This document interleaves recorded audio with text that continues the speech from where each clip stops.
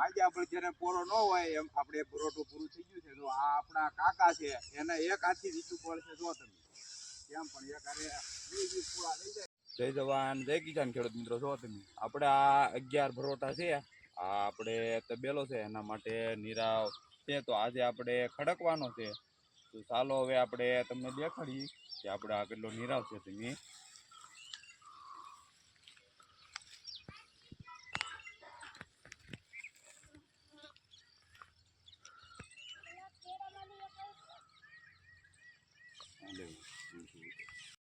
જો મિત્રો આ આપણો નિરાવ છે બધોય, અને આજે આપણે આને ખડકવાનો છે. જો અમારા નિમેશ કાકા છે, જો તમે એને લેવા આવી ગયા છે નિરાવ ખડકવાને. આપણે ગંજી કહીએ અને તમે શું કહો આપણે કોમેન્ટ કરીને કહેજો. જો તમારે નિરાવ વેવવાની શરૂઆત કરી દીધી છે સવારમાં 7 વાગ્યામાં.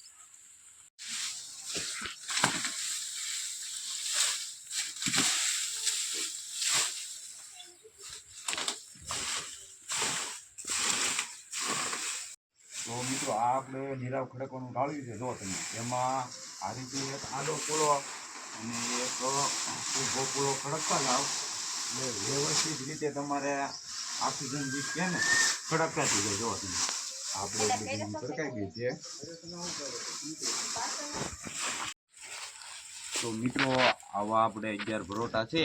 તો એક પરોઠું ખડકાઈ ગયું. આજે ગરમી પુષ્કળ પ્રમાણમાં છે. જો તમે આપણે કહેવાય ને આખા નીકળી ગયા છે.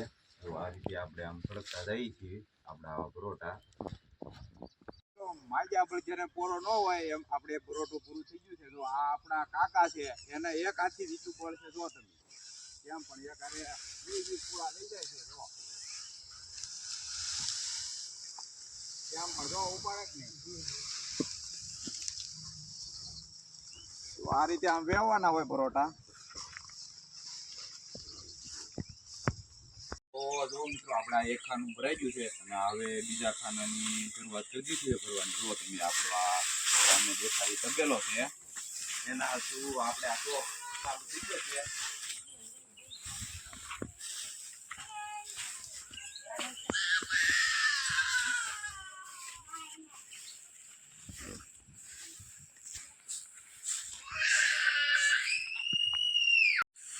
તો મિત્રો આપણે આ ત્રીજું પરોઠું ચાલુ થઈ ગયું છે. 3 પરોઠા ભરી દેવાના છે અત્યારે.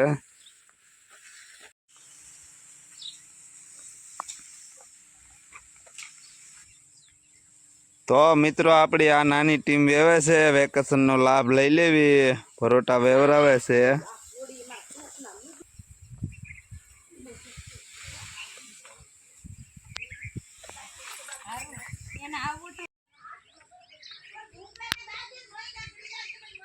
પહેલા દિવસે આપણે આ ખાનું ભરાઈ ગયું છે. હવે આપણે આ બીજા દિવસે જો તમે આપણે આ એના જગ્યા અહીંયા પરોઠા ખડકવાના છે. આપણે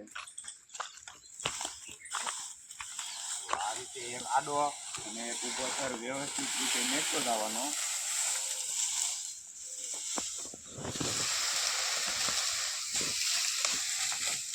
તો આ રીતે વ્યવસ્થિત રીતે મેકતું જવાનું પરોઠા.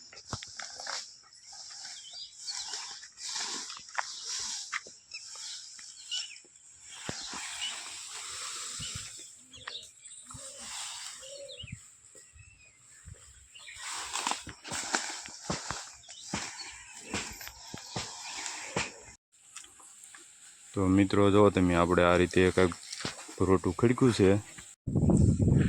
આપણા પરોઠાનો નજારો.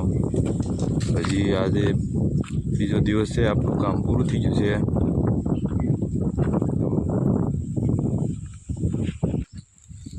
હજી આપણે મિત્રો જો તમે એટલા પરોઠા બાકી છે. સવારમાં 10 વાગ્યા સુધી ખડકવામાં હાલે, પછી કકડું થઈ જાય એટલે જો આમાં ખરવા મળે એટલે આપણે બંધ કરી દેવું પડે. હવે આપણે કાલના દિવસે મળશું. આપણે નવા દિવસની શરૂઆત જોવો જોઈએ. આપણે 3 થી 4 પરોઠા અડધા બાકી છે. તો મિત્રો જો તમે આપણો નાનો ભાઈ એ જ પૂળો આવવા દે છે કેમ પણ. આ આપણી કહેવાય ને નીરાવની જુવારની ગંજી છે જો.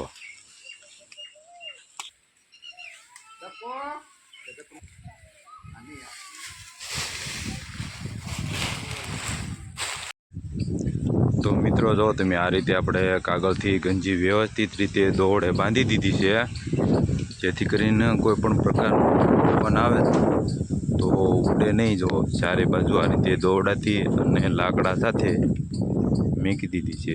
આવા વિડીયો જોવા માટે અમારી ચેનલને સબસ્ક્રાઈબ કરી, લાઈક કરી, કોમેન્ટ કરી દેજો.